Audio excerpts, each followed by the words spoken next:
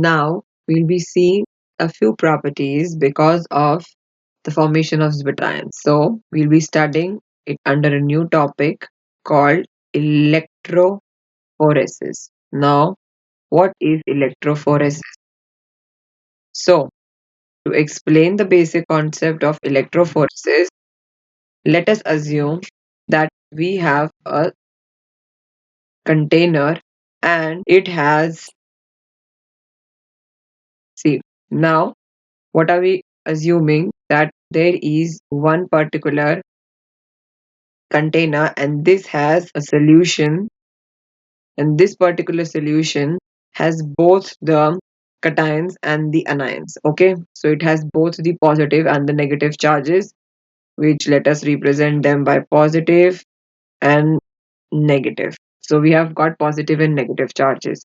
Now, when there is a potential applied, so we've got the charges distributed, and this is known as anode, the positively charged electrode, and the negatively charged is called cathode, as we all know.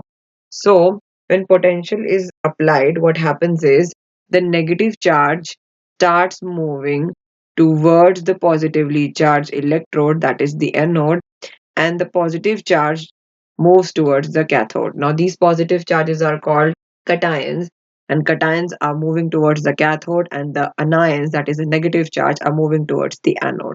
So, if we have to write a very basic definition of electrophoresis, it is nothing but the migration. So, the migration of cations towards,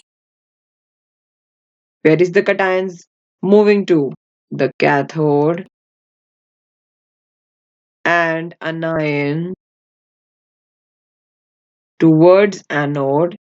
So the anions are moving towards the positively charged electrodes, that is the anode. And when is this happening? On application of external potential difference. So whenever we apply a potential difference, this is the case which is arising, that is the movement of ions is happening. Potential difference. So potential difference through, now this potential difference is applied through an aqueous solution of ions. Now, why are we studying this?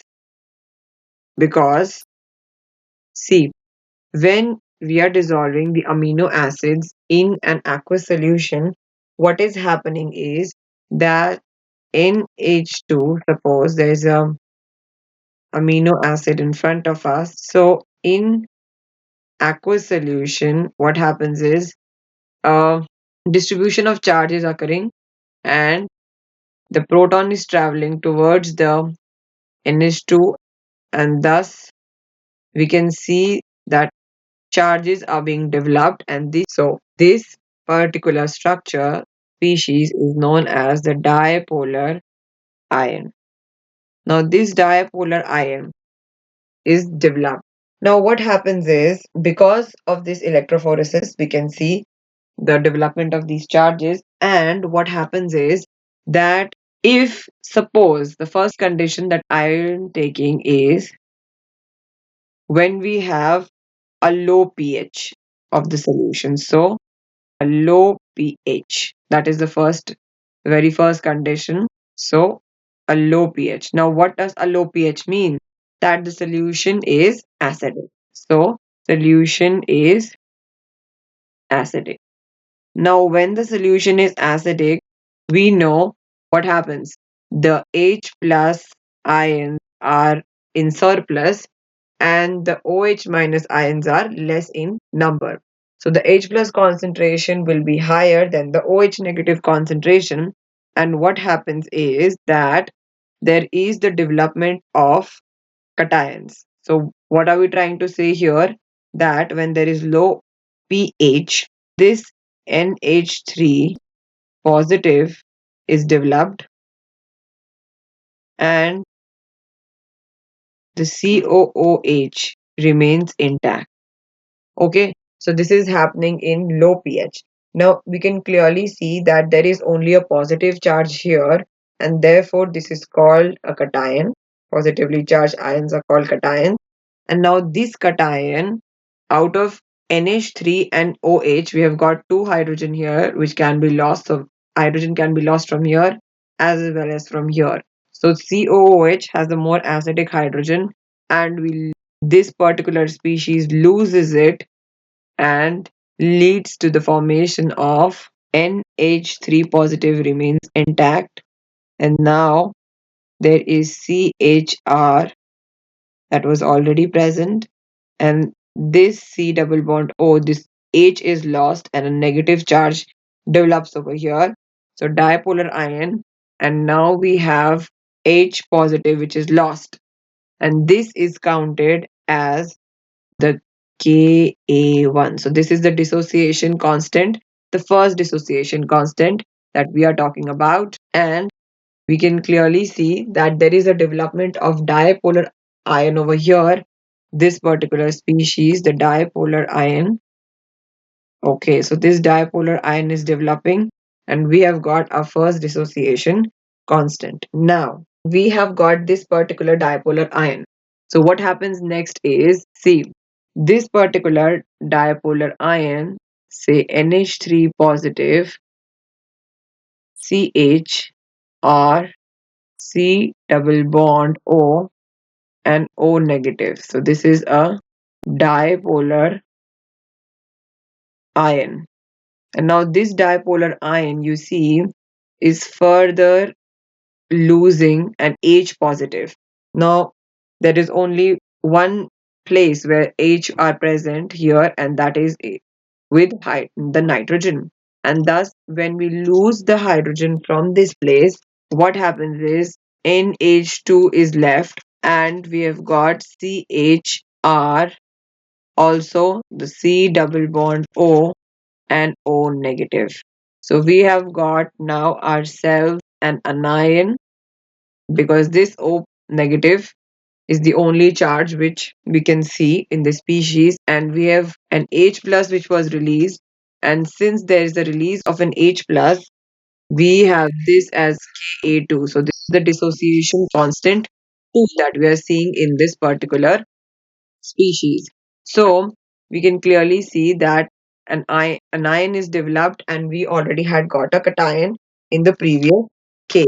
So what happens is that if cations increases, the migration towards cathode occurs, and if the anion increases, then migration towards the anode occurs. So this is the all the this was the basis of showing the development of anion and cation in this particular, because of electrophoresis. Now, so the cation moves towards the cathode and the anion moves towards the anode. And any rise in anions or cations will lead to the fall, would lead them to the respective electrode. Now, which we have to see what pH exists when cation and anion are in equal concentration. So, our next question here is that we have to find the pH which exists when cations and anions are in equal concentration. So, we have seen that Ka1 from the previous equation, the Ka1 here. So we had dipolar ion in the products and an H positive, and in the reactants we had a cation. So now we can write that Ka1 is nothing but, it can be represented as H positive and dipolar ion, and the reactants were nothing but a cation. So this is how we are representing the Ka1.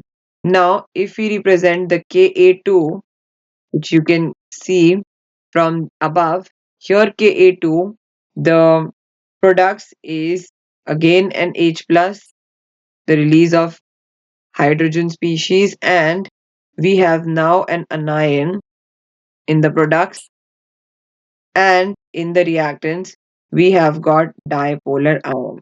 Now, our motive here was to find the pH when, so we have to find the pH when the concentration of cation becomes equal to the concentration of anion. So this is our main motto here. And if we substitute them, say from the first equation, I can see cation. So this cation over here will switch places with Ka1, and now I can write that cation is nothing but H positive dipolar ion upon Ka1, and anion I can obtain from here, and it is nothing but Ka2 into dipolar ion whole upon H positive. So, having got this relationship over here, we can say that we can find the H positive. And once we get the H positive, we'll obtain the pH. So, what are we trying to say here? That if, see, this dipolar ion and this dipolar ion are cancelled, and now we are only left with H plus and Ka1 and Ka2. So, the equation which forms is something of this sort, that H positive square is equal to Ka1 into Ka2. So let us just see what we are trying to do here. So we have got the value of H positive whole square, that is the concentration of H plus ions, as Ka1 into Ka2. Now we want to find the concentration of H positive ion. So we'll put everything else on the opposite side, and that leads to this result. Now, this particular result, we know that pH is nothing but log of H plus, and thus pH, if we have to find the pH, it is half pKa1 plus pKa2. So this can be easily converted into this form, and now we have got ourselves the pH that we wanted all along, and this is the pH when the cation and anion are in equal concentration. So what happens when cation and anion are in equal concentration? This pH is also called the pi. So pi is also the pH of this, and this pi is nothing but the isoelectric point. So it is the isoelectric point. Okay. So isoelectric point is the pH when, let us just write for our understanding, that isoelectric point is the pH when we assumed a certain condition before beginning, that the concentration of cation was equal to the concentration of anion. That was the basic condition that we were looking out for once we were starting. So when this isoelectric point is reached, as we can see that the cations and anions, the concentration are in equal amount. So there is no net migration towards any electrode. So the ions stop moving. So we can just write a point over here that there is no net migration towards any electrode. Okay, so no net migration. That is the main highlight, that no net migration occurs when the cation and anion concentration becomes equal, and this point is known as the isoelectric point, also referred by pi, and this becomes equal to the pH, and the pH is half pKa1 plus pKa2. Okay, so on application of potential difference, the electrophoresis over here in the isoelectric point stops. So no net migration, and we can just write that electrophoresis stops.